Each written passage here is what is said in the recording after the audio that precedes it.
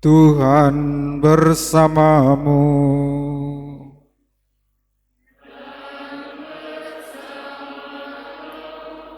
Inilah Injil suci menurut Lukas.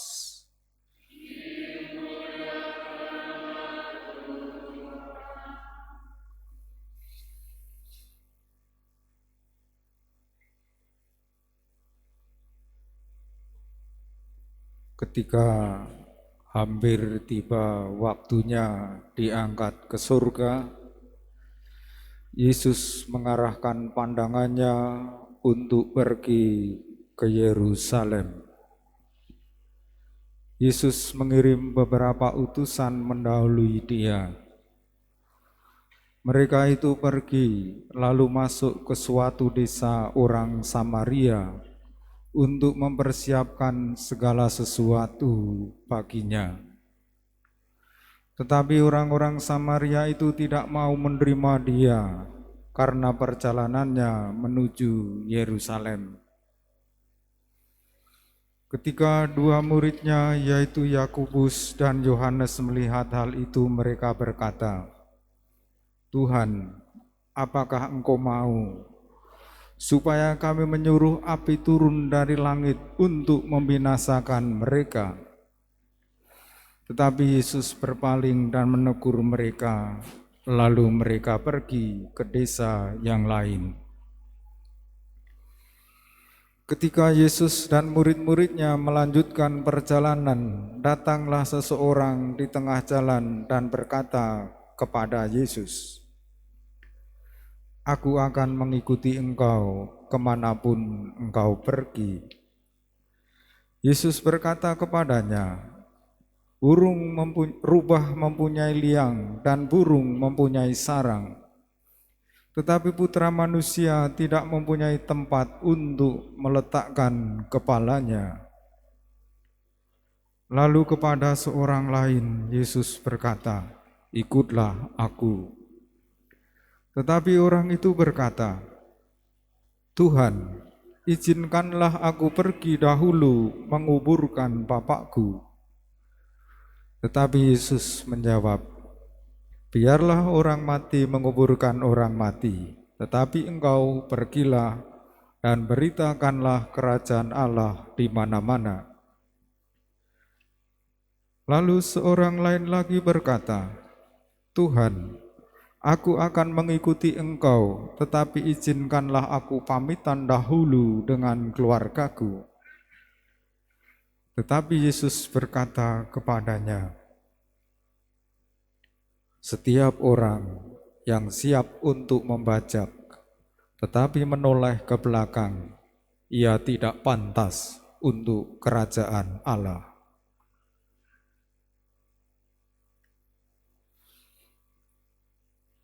Demikianlah sabda Tuhan.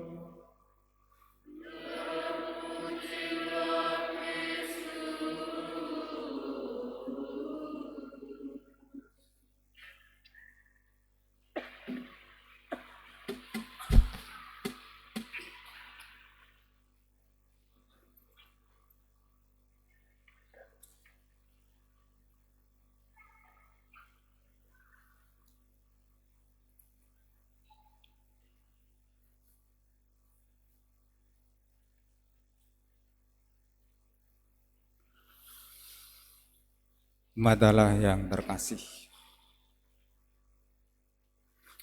dalam hidup kita harus punya ketetapan hati, punya tekad tentang tujuan perjalanan hidup kita.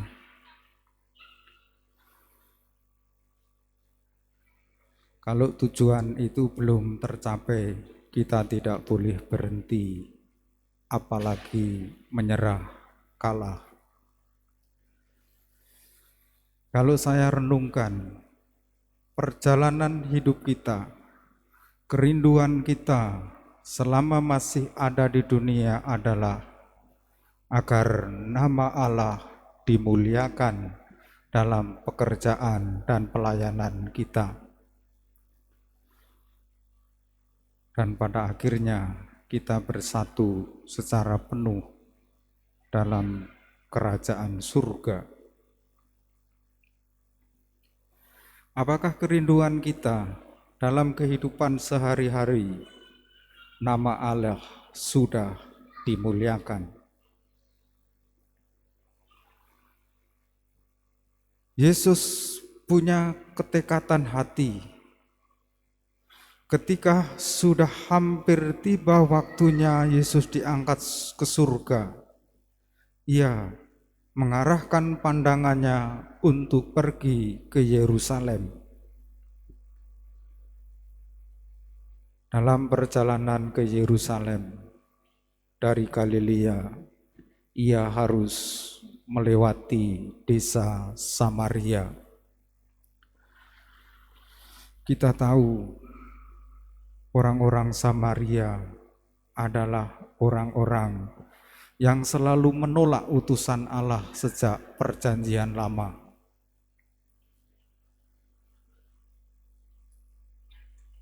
Orang Samaria, penduduk Samaria, sejak Perjanjian Lama selalu menolak utusan Tuhan. Dan orang yang menolak utusan Tuhan pantas mendapat hukuman atau kutukan dari Tuhan. Karena itu Yakobus dan Yohanes ingin berbuat seperti yang lazim dilakukan, yakni mau memberikan hujan belerang dari langit kepada orang-orang Samaria. Dalam Perjanjian Lama, dikisahkan orang Samaria memusuhi Nabi Elia, utusan Tuhan.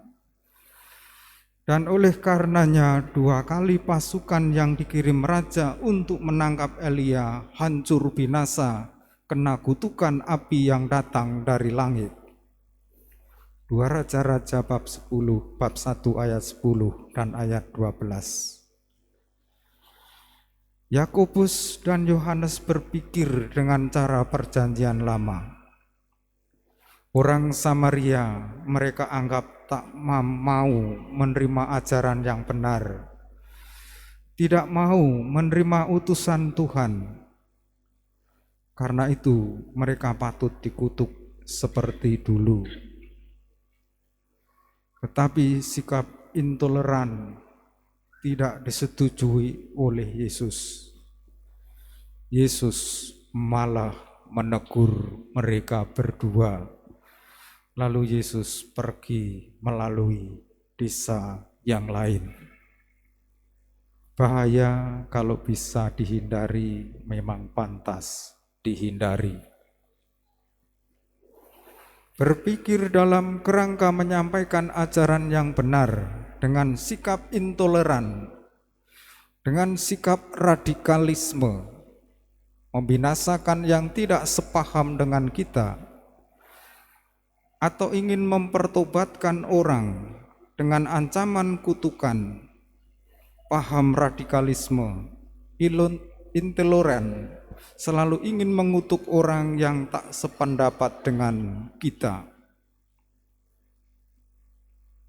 Baik terang-terangan atau secara tak langsung menjelek-jelekan orang lain. Kalau kita orang Katolik merasa benar dengan menjelek-jelekan agama orang lain, itu tidak dikehendaki oleh Yesus. Dalam bacaan hari ini, kita dipanggil untuk melepaskan ikatan-ikatan yang mengganggu hidup kita, terutama dosa, kesalahan masa lalu kita. Jangan menjadi orang yang membenci orang lain karena dia tidak seagama dengan kita. Mari kita memperkenalkan Tuhan sebagai yang Maha Rahim, yang penuh kasih, yang mencintai semua orang. Karena itu, dalam mewartakan kabar baik kehadirannya, tidak boleh mengancamkan hukuman-hukuman, apalagi mengutuk orang atas namanya. Pada bagian kedua, kita diajak untuk memurnikan motivasi kita dalam mengikuti Yesus. Dalam Injil dikisahkan banyak orang ingin mengikuti Yesus, tetapi gagal karena alasan macam-macam. Orang yang pertama ingin mengikuti Yesus dan dipanggil oleh Yesus, tetapi ia menegaskan bahwa ia hanya mengandalkan kekuatannya sendiri, maka ia gagal. Dalam mengikuti Yesus berarti bersedia berjaga terus-menerus tanpa mengenal lelah. Suatu persoalan yang melampaui kemampuan manusiawi. Nanti ketika murid yang diajak Yesus menemaninya di Getsemani jatuh tertidur dan baru bangun ketika Yesus sudah ditangkap. Memang mengikuti Yesus tak dapat dijalankan sebagai ikhtiar manusiawi belaka. Mengikuti Yesus harus terbuka kepada bimbingan Roh Kudus. Seperti Yesus sendiri disertai Roh Kudus ketika ia berada di padang gurun. Ketika ia harus menghadapi pilihan hidup, ikut Tuhan atau mengabdi setan. Orang yang kedua yang mau mengikuti Yesus gagal karena alasan mau menguburkan ayahnya. Yesus memberi pepatah, biarlah orang mati menguburkan orang mati. Pepatah ini mengajak kita supaya tidak terbebani oleh hal-hal yang menyakitkan dan membuat menderita. Karena kalau kita terpaku pada penderitaan, kita akan kehilangan kesempatan. Dan kesempatan baik itu kadang datang hanya satu kali.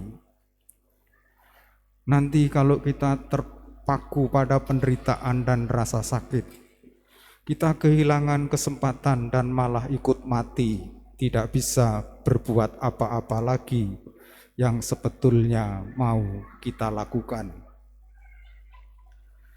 Dari dua kisah itu tampak terang benderang gambaran orang yang mendua hati. Orang yang mendua hati tidak cocok bagi kerajaan Allah. Perhatian yang mendua hati memang tidak membuat orang menjadi tenang. Seperti suami atau istri yang tidak setia, yang mendua hati, pasti hidupnya tidak tenang.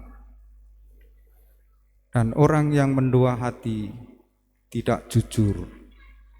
Tidak jujur dalam hal keuangan, tidak jujur dalam pekerjaan. Dan akibatnya orang seperti itu tidak bisa dipercaya orang. Mari kita menjadikan hidup ini sebagai anugerah dalam mengikuti panggilan Tuhan. Jangan terbebani dosa, kesalahan, apalagi masa lalu kita.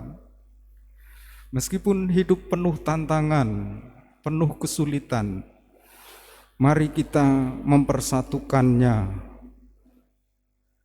supaya kita terus bertekun sebagai murid-murid Tuhan yang mau merindukan kemuliaan hidup bersama Tuhan.